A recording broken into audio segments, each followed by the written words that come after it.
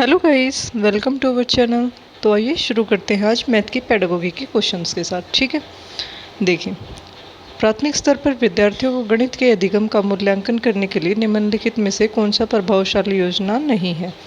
मुख्यतः समूह संचालन कार्यों का प्रयोग किया जाए। ऐसे कार्यों की अभिकल्पना की जाए कि यथावत रटने और संकल्पना समझ में अंतर किया जा सके। ये तो बात सही है। विद्यार्थियों की त्रुटियों को जानकर उनके तर्क का विश्लेषण किया जाए। ऐसे कार्यों की अभिकल्पना की जाए जिसमें एक से अधिक स्तर के उत्तर प्राप्त हो सकते हैं। ठीक है, तो ये भी पॉजिटिव सेंस है, ये भी पॉजिटिव सेंस है। अब जो समूह संचालन है वो जो 1 से 5th है, यानी कि जो प्राइमरी बच्चे हैं उनमें समूह संचालन की योजना कामगर नहीं है। ठीक है, यानी कि जो छोटे बच्चे होते हैं वो ग्रुप से ज़्यादा नहीं सीखते हैं, उनको मतलब अब देखिए, इसमें हमें तीनों ऑप्शन बिल्कुल सही लग रहे हैं, पर जो हमें मोस्ट अप्रोप्रिएट है वही निकालना है। तो इसमें जो नेगेटिव सेंस का क्वेश्चन है इसके अकॉर्डिंग ए ऑप्शन बिल्कुल सही है। ठीक है, चलिए देखते हैं नेक्स्ट क्वेश्चन। गणितीय अध्यापक को प्रभावी बनाने के लिए निम्नलिखित में से कौन सी विशेषता नहीं है। देखिए, फिर से नेगेटिव सेंस के ही क्वेश्चन है, तो प्लीज़ इनको बहुत ध्यान से पढ़िएगा। प्रतिदिन के अनुभव के साथ संबंध स्थापित करना, ये तो बात पॉजिटिव है। एक ही संकल्पना के लिए विभिन्न शिक्षण अधिगमों का प्रयोग, नई संकल्पना का परिचय देने के लिए समय के नियम का कठोरता से पालन करना। जो हमारा थर्ड ऑप्शन है, कठोरता से पालन करना, ये बात बिल्कुल भी सही नहीं है। ठीक है, तो हमारा ऑप्शन कौन सा हो जाएगा फिर इसमें लिए? C option. ओके बच्चों, चलिए चलते हैं नेक्स्ट क्वेश्चन पे। नेक्स्ट क्वेश्चन है, निम्नलिखित समुच्चयों में से कौन सा गणित के प्रश्न हल करने का कौशल है, यानी कि पॉजिटिव सेंस का क्वेश्चन है ये। ठीक है, कंठस्थ करना नहीं, अनुमान लगाकर परीक्षण करना, चित्रांकन करना। एक बात ध्यान से समझिएगा कि जहाँ पर भी कंठस्थ, रटना ऐसे वर्ड आ जाएं, याद करना, वो किसी भी क्वेश्चन का आंसर नहीं हो सकता है। ठीक है, इन चीज़ों को हमेशा ध्यान रखिए, ये की पॉइंट्स होते हैं। ठीक है, इनके अकॉर्डिंग क्वेश्चन सही भी हो सकते हैं, आपको मतलब पूरे क्वेश्चन का आइडिया हो जाता है। ठीक है, अब प्रत्ययन त्रुटि करना, ये बात सही है। चित्रांकन करना, कंठस्थ करना, इसमें भी फिर से यही बात आ रही है। रट लेना, देखो फिर से वही नेगेटिव सेंस आ रही है। विवेचन करना, चर का प्रयोग करना और प्रतिरूप देखना। तो इसका सही आंसर क्या हो जाएगा? D option is the correct answer. Okay, Van Hiele के स्तर जिस विकास की अवस्थाओं का संकेत करते हैं वह है। वॉन हेल एक साइंटिस्ट हैं, उसने अपने मतलब बहुत सारे वो दिए हैं, सॉरी, जैसे बहुत सारे साइंटिस्ट हैं, उन्होंने अपने अपने अलग अलग कॉन्सेप्ट दिए हैं। तो ऐसे क्वेश्चंस में अगर आपको थ्योरी पता है तो आप आंसर कर सकते हैं, वरना आपका क्वेश्चन ऑब्वियसली गलत ही हो जाएगा। ठीक है, तो उन्होंने जो वॉन हेल है उन्होंने ज्यामिति चिंतन का कॉन्सेप्ट दिया था। इस वीडियो को मतलब वॉन हेल जैसे प्याजे हैं, वाइगोस्की हैं, स्किनर हैं और भी बहुत सारे साइंटिस्ट हैं, तो उनको हम डिटेल में पढ़ेंगे। ठीक है, तो फिलहाल चलते हैं नेक्स्ट क्वेश्चन पे।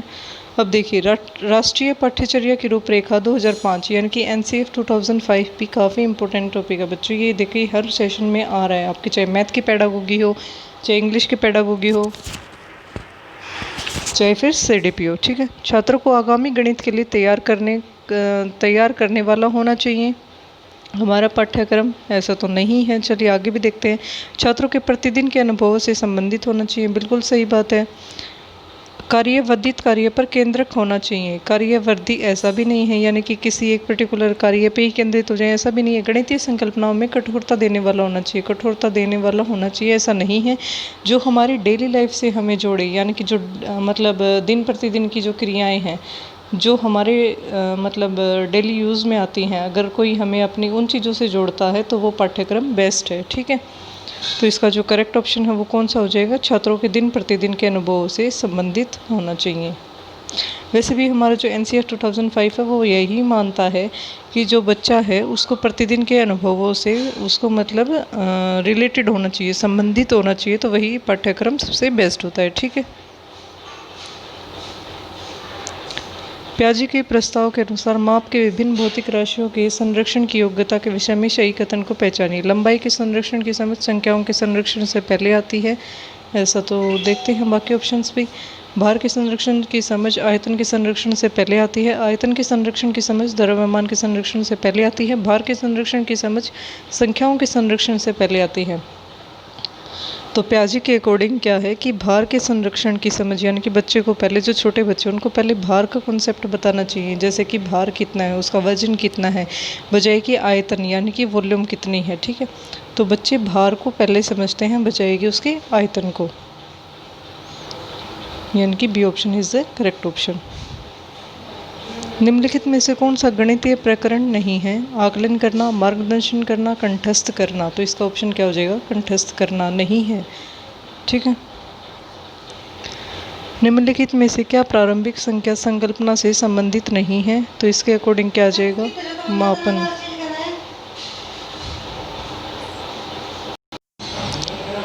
तो इसके अकॉर्डिंग क्या हो जाएगा? मापन, यानी कि जो वर्ग समावेशन है, वर्गीकरण है, संरक्षण है, ये हमारी संकल्पना से संबंधित है। जो हमारा मापन है वो प्रारंभिक संख्या संकल्पना से संबंधित नहीं है। ठीक है, तो चलिए नेक्स्ट क्वेश्चन पे। समावेशी विद्यालय में आप अपनी कक्षा की दृष्टिबाधित छात्रों की आवश्यकताओं को कैसे पूरा करेंगे? उन्हें अभ्यास के लिए अतिरिक्त समय देकर, उन्हें उच्च उपलब्धि वाले छात्रों के साथ बैठाकर, शिक्षण अधिगम के वैकल्पिक और साधनों का प्रयोग कर, उन्हें विशेष शिक्षक के पास भेजकर।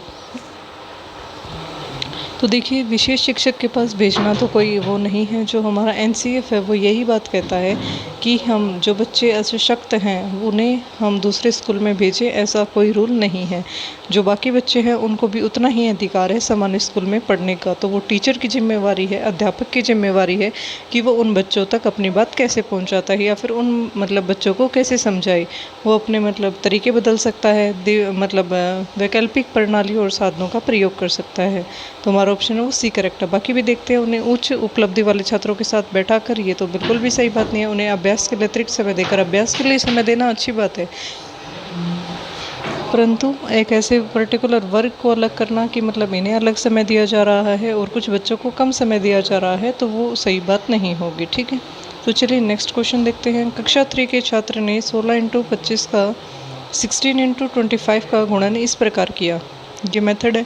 इस प्रश्न को हल करने के लिए छात्र ने गुणन के किस नियम का प्रयोग किया?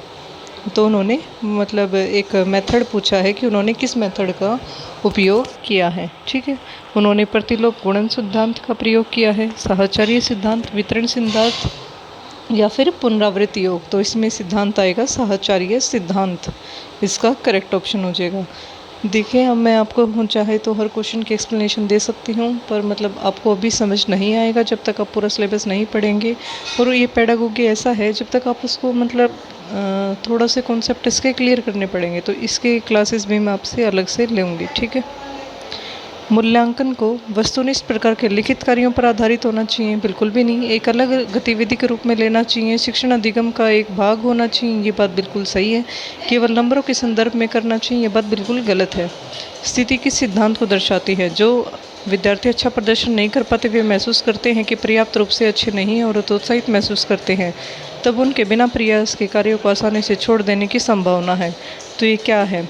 आनुवांशिकता एवं पर्यावरण संबंधित नहीं है, संज्ञान एवं संवेग अलग नहीं है, संज्ञान एवं संवेग संबंधित नहीं है, या फिर आनुवांशिकता एवं पर्यावरण अलग नहीं है। तो इसका करेक्ट ऑप्शन है वो है संज्ञान एवं संवेग, यानी कि जो हमारी बुद्धि है और जो हमारी इमोशंस हैं वो अलग नहीं है। ठीक है, आनुवांशिकता और पर्यावरण संबंधित नहीं है तो है ही नहीं। जो हमारी डेवलपमेंट है वो क्या है? हेरिडिटी इनटू एनवायरनमेंट है, यानी कि आनुवंशिकता इनटू पर्यावरण है। आनुवंशिकता एवं पर्यावरण अलग नहीं है, पर यहाँ पे उसने हतोत्साहित महसूस करते हैं तो उससे कोग्निटिव की बात आती है, इमोशंस की बात आती है। ठीक है, चलिए नेक्स्ट क्वेश्चन पे।